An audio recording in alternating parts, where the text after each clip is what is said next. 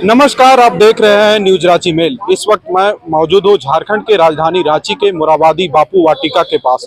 आपको बता दें कि जिस तरह से जम्मू कश्मीर के पहलगाम में आतंकी हमला होता है और उस दौरान 28 लोगों की गोली मार करके निर्मम हत्या कर दी जाती है, इसको लेकर के आज यहाँ हिंदुओं के द्वारा आज यहाँ है सो झंडा, पाकिस्तान की झंडा को जलाया जा रहा है।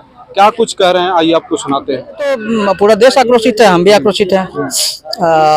हम लोग का तो माने जो अंदर का पैशन है वो तो लूज हो चुका है ऑलरेडी। हम लोग कुछ कर नहीं सकते हैं, आम नागरिक की अपनी सीमा है। सरकार से उम्मीद करते हैं कि थोड़ा इस बार जो एक्शन हो वो इतना प्रभावकारी हो, इतना असरदार हो और मैसेज बहुत लाउड एंड क्लियर हो कि पूरा विश्व ये बात को मान करके अब नहीं चल सकता है कि सॉफ्ट कॉर्नर है या सॉफ्ट स्टैंड है। तो बहुत ही कड़े स्तर पर कार्रवाई हो। हम जानते हैं कि वैश्विक स्तर पर जब दो देशों के बीच में कोई मामला होता है तो उसमें अपना एक लिमिटेशन होता है, सब कुछ सीमाएं, लेकिन देश इस बार इससे मानने को तैयार नहीं है। उम्मीद कुछ ज्यादा है, क्योंकि बहुत सारी उम्मीदों को पूरा किया है केंद्र सरकार ने, इसलिए जनता का उम्मीद कुछ ज्यादा है। अब कितना ज्यादा होगा, किस तरह का एक्शन होगा, ये तो सरकार के ऊपर निर्भर करता है, लेकिन उम्मीद हम लोग ज्यादा पाल के रखे हैं। सरकार को कौन सी ऐसी एक्शन उठाना चाहिए कि पूरी तरह से आतंकवाद खत्म हो, क्योंकि लगातार ऐसी घटना होती रहती है। क्योंकि पुलवामा अटैक देखेंगे, उसमें भी यही हुआ था। बहुत सारी मुंबई घटना हुआ, वहां भी इसी तरह आतंकवादी घटना ही हुआ था। तो क्या ऐसी एक्शन उठानी चाहिए कि पूरी तरह से पाकिस्तान जो आतंकवाद यहाँ भेजता है वो पूरी तरह से खत्म हो? देखिए, वो तो बहुत ही एक अच्छा उदाहरण है इजराइल। इजराइल के फिलिस्तीन पर तो हमला किया नहीं था, वो तो हमास को टारगेट कर रहा था। उसी के बीच में आप भाई फिलिस्तीन ने पाल रखा है, हमास को टारगेट किया, फिलिस्तीन भी बर्बाद हुआ। इसी तरह से वो पालन पोषण कर रहा है, वो टारगेट आतंकवादी को कर रहा है कि इस बीच में पाकिस्तान को ही नुकसान होना है। तो वो टारगेट करेगा, सामरिक रूप से ही युद्ध होगा। युद्ध अब सिर्फ आर्थिक मोर्चे पर या फिर कूटनीतिक मोर्चे पर होगा और उसी में पूरी तरह से सफलता हो जाएगी। ये सिंधु जल का मामला है, देर तक इसका असर आ सकता है, लेकिन जो तत्काल एक्शन होगा हमको लगता है सामरिक ही होगा। वो टारगेटेड होगा कि वो आतंकवादियों को मारेंगे। अब उसमें पाकिस्तान जितना लपटा सकेगा लपटाएगा, वो मुझे लगता है कि ऐसा ही होगा। अपना परिचय। अमृतेश पाठक नाम हुआ, राष्ट्र धर्म रक्षा मंच के। जिस तरह से आतंकवादी घटना हुआ जम्मू कश्मीर की पहलगाम में, सरकार को इस पर क्या एक्शन लेना चाहिए त्वरित? क्योंकि आज लगभग 7 दिन हो गए, लेकिन अभी तक कोई ऐसा दिख नहीं रहा है भारत की तरफ। देखिए, इसकी हम बहुत कड़ी निंदा करते हैं, क्योंकि धर्म के आधार पर ये जो घटना हुई है धर्म पूछ करके किया गया है। इससे पूरा देश आज के डेट में हिंदुस्तान, पूरा हिंदुस्तान का हर जाति, हर समुदाय, हर पार्टी एक हो गया है।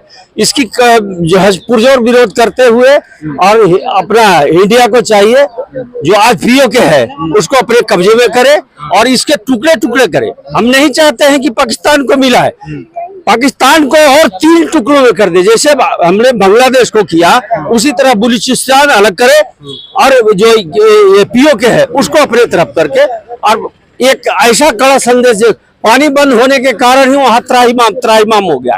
और सारी चीजें हम लोग जैसे ही बंद कर देंगे यहाँ से खाने के जाने के सामान, तो पाकिस्तान अपने आप घुटने के वो बोलता है ना कि मैं एटॉमिक देश हूँ, तो क्या हिंदुस्तान कम उससे कमजोर है?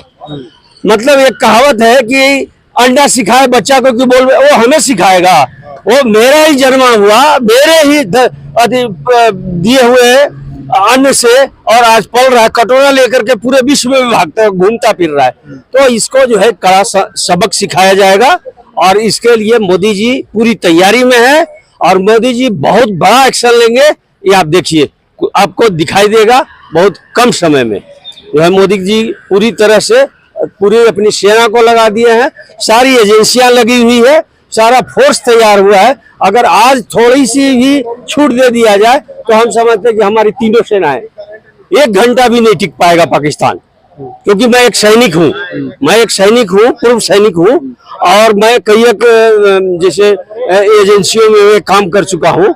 मुझे भी आज भी अगर मेरे को बोलेगा, मैं तुरंत जो है सो हथियार उठा लूंगा। देश के लिए मैं मर मिटने को तैयार हूँ।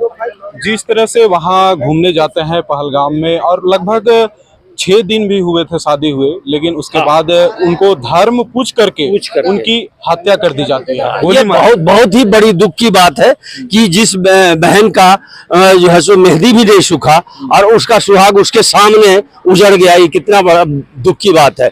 उस माँ को बेटा, इकलौता बेटा था, जो करनाल के रहने वाले हैं, नेवी के अधिकारी, और उन्होंने जो है सो अपनी शहादत दी है।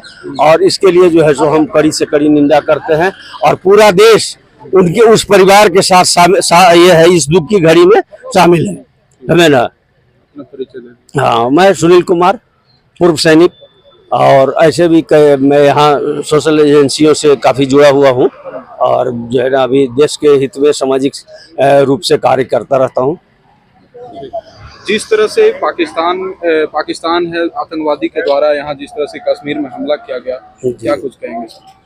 ये जितना भी कहा जाए, इस तरह का जघन्य अपराध जो मासूम भारतीय हिंदू अपने कश्मीर, अपने देश में घूमने जाते हैं, भाईचारा निभाते हैं, लेकिन जिस तरह से उनकी पत्नियों के सामने, माताओं के सामने हत्या कर दिया गया निहत्थों पर, ये आतंकवादियों के द्वारा एक कायराना हमला है।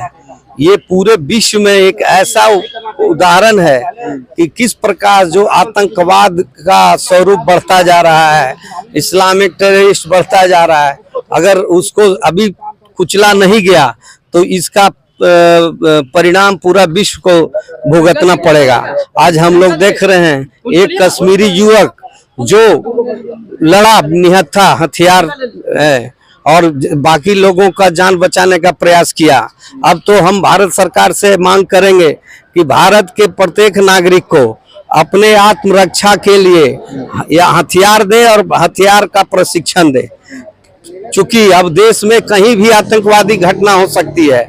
इसलिए प्रत्येक नागरिक को, प्रत्येक युवा को हथियार रखने का परमिशन दे और सबको प्रशिक्षण दे, ताकि हिंदू और मानवता को बचाया जा सके। मैं प्रकाश कुमार सिंह एडवोकेट हूँ हाई कोर्ट में और विभिन्न सामाजिक संगठनों से जुड़ा हुआ हूँ और मैं आग्रह करता हूँ कि इसमें पूरे रांची के लोग शामिल हों। ये जन आंदोलन बनेगा तो मोदी जी को एक ज्यादा मजबूती प्रदान होगा, जिससे हम लोग जो सपना है आतंकवादियों को उसको कुचल सकेंगे। जय हिंद। जिस तरह से पहलगाम में आतंकी घटना हुआ, वहाँ 28 लोगों की निर्मम हत्या कर दी गई गोली मार करके, इस पर आप क्या कुछ कहेंगे? ये बहुत ही नृशंस हत्याकांड है। संभवतः आज़ाद भारत के इतिहास में ये पहली बार है कि किसी आतंकवादी समूह द्वारा धर्म के नाम पर लोगों को मार दिया गया। और आने वाले समय के लिए ये बहुत बड़ी चेतावनी है। इससे पहले लोग बोलते थे कि आतंकवाद का कोई धर्म नहीं होता, पर इस बार आतंकवादी संगठन और उनके गुर्गों ने लोगों का धर्म पूछकर मानवता के प्रति बहुत बड़ा अपराध किया है। और ये जो कृत्य है उसकी जितनी भी भर्त्सना की जाए कम है। धर्म आधारित आतंकवाद भारत जैसे विविधता वाले देश में एक गंभीर खतरा है और इसे समय रहते सरकार को, समाज को निपटना होगा। नहीं तो ये कहा जा सकता है कि सिर्फ भारत नहीं, पूरे दक्षिण एशिया में धर्म आधारित आतंकवाद, उग्रवाद की शुरुआत हो जाएगी। तो भारत को क्या ऐसी एक्शन लेना चाहिए, क्योंकि इस तरह की हरकत पाकिस्तान करते रहता है, लगभग कई बार देखे होंगे, तो क्या ऐसी एक्शन लेना चाहिए कि पूरी तरह से आतंकवाद खत्म हो और भारत में जो इस तरह की घटनाएं हो रही है पूरी तरह से ना हो? अतीत में विभाजन के बाद बहुत सारी राजनीतिक भूलें हुई हैं, जिनका खमियाजा हम सभी भुगत रहे हैं।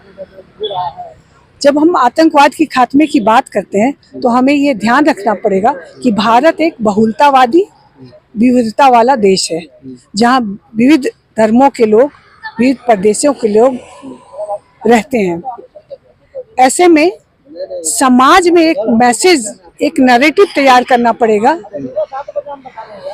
आतंकवाद जो है इंसान को, उसके परिवार को, देश को, समाज को बर्बाद करता है। एक मजबूत राजनीतिक इच्छा शक्ति ही आतंकवाद का सामना कर सकती है और इसके लिए जरूरी है जो हमारी वर्तमान सत्ता है, सत्ता में जो काबिज लोग हैं, वो जो कर रहे हैं उसके प्रति भरोसा दिखाना, और जो लोक संस्थाएं हैं वो लोगों में इस भावना का संचार करें कि जो हो रहा है आतंकवाद को खत्म करने के लिए वो जरूरी था, उसी के जरिए आतंकवाद खत्म किया जा सकता है। आप ये कहना बहुत बेमानी हुआ कि युद्ध कोई उपाय होता है। युद्ध से किसी मसले का समाधान नहीं होता है, ये हमारी अपनी आंतरिक समस्या है। हाँ, ये जरूर है कि जैसा कि अभी भारत कूटनीतिक तौर पर उन देशों के साथ जो नीतियां लागू कर रहा है, उस तरह की कूटनीतिक रणनीति बनाकर किसी भी देश की आर्थिक स्थिति को कमजोर किया जा सकता है और आतंकवाद की कमर को भी तोड़ा जा सकता है, और ये बहुत जरूरी है। और जो सत्ताधारी दल है या राजनीति है, उसको भी जनता को ये विश्वास दिलाना पड़ेगा कि जो निर्दोष लोग हैं भारत के, उसको धर्म के आधार पर अलग थलग ना किया जाए, उनको भी विश्वास दिलाया जाए कि वो इसी भारत के लोग हैं। अपना परिचय। जी, मेरा नाम रेणुका तिवारी है।